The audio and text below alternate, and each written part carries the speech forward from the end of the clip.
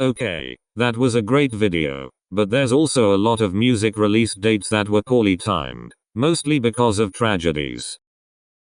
Born to Die is the second studio album from American singer-songwriter Lana Del Rey and her major label debut under Polydor Records, a label that also houses artists like Selena Gomez and Miley Cyrus. Not only was this album essential for kick-starting her career, but it also gave her the hit songs like the title track, Video Games and Summertime Sadness. The album went gold in 2013, a year after it was released on the 27th of January of 2012. To many, that seems like a normal Friday, but people with deep history knowledge would know that the 27th of January was Holocaust Remembrance Day, a holiday that was established in November of 2005, meaning that the holiday was set in place 7 years before she even released the album.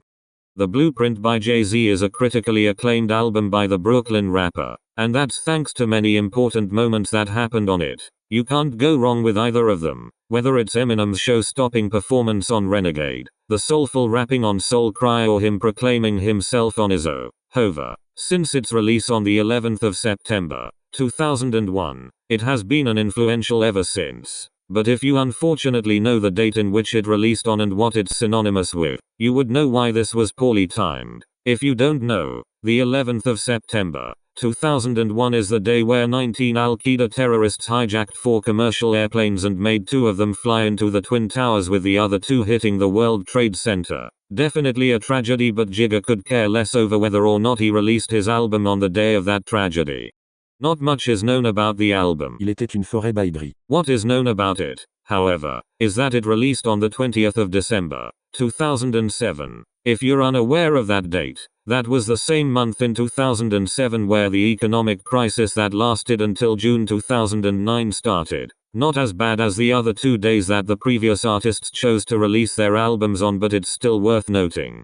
Combat Rock is the 5th studio album by the British rock band The Clash, and this album is best known for its hit songs Rock the Casbah and Should I Stay or Should I Go, a song that reached massive levels of success for the band, as the song went 2 times platinum in the United Kingdom and was even featured in the soundtrack for the first season of Stranger Things. The album itself released on the 14th of May, 1982, nearly 34 years after the conflict between Israel and Palestine started in 1948. The sad part is that it's still going on to this day. Yeah.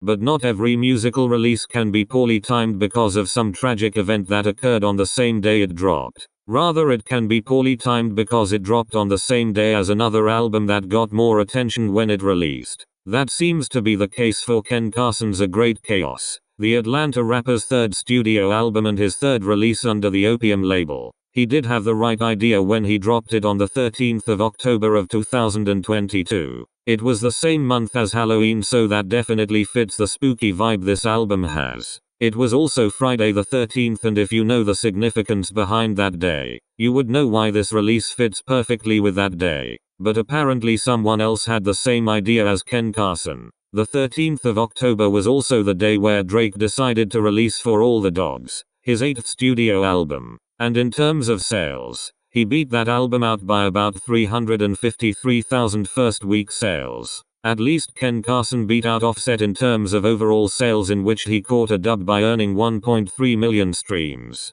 And even though Set It Off sold more than it in its first week, A Great Chaos managed to maintain greater mainstream success than the literal 3rd member of the Migos. When Drake released his 6th mixtape Dark Lane demo tapes on the 1st of May of 2020, he expected competition on the same day as its release, as he was trying to chart it. What he didn't expect, however, was his competitor to be Kenny Chesney, out of all people, releasing his album Here and Now on the same exact day. And as if things couldn't get any more embarrassing for Drake, that album actually outsold it, marking the first time in history where an album released on the same day as his sold more than him. You can't say that was already doomed on release given the controversy surrounding the album, such as Kanye West having writing credits on it and many of the songs having very controversial lyrics on them, including topics of deportation, Antonio Brown being a rapist, saying that Gon likes lesbian and kicking a woman out and making her sleep outside the comfort of his own house. So you can imagine how easy it was for Kelly Hilson to drop on the same day with her 3rd album We Need to Talk, love and sweep the charts in terms of sales. And she did just that. Her album sold 198,000 copies first week while the other album failed to chart. Oof. In some instances, an album could be poorly timed not just because it released on the same day but because it released in the same week as that album. That's the case for Kanye West's 10th studio album named Donda after his mother Donda West, who died during open heart surgery on the 10th of November, 2007. As it released on the 29th of August of 2021. The album was made in her memory and as a loving tribute to her. But Drake didn't care and saw another chance at competition when he dropped his 6th studio album Certified Lover Boy on September 3rd, 5 days after his album release. And while it did outsell Donda in its first week by 304,000 copies, that doesn't really matter because Donda ended up being the better album at the end of the day. While Curtis didn't end up being 50 Cent's lowest selling album, it generating the most sales in its first week were unlikely because it was doomed from the moment its release date was confirmed. It was set to drop on the 11th of September, 2007. That may be purely coincidental though because Kanye West dropped Graduation on the same day, and as the true chess move that he ended up playing on Curtis, he beat it out in terms of first week sales by about 266,000 copies. Putting him to shame as he did that.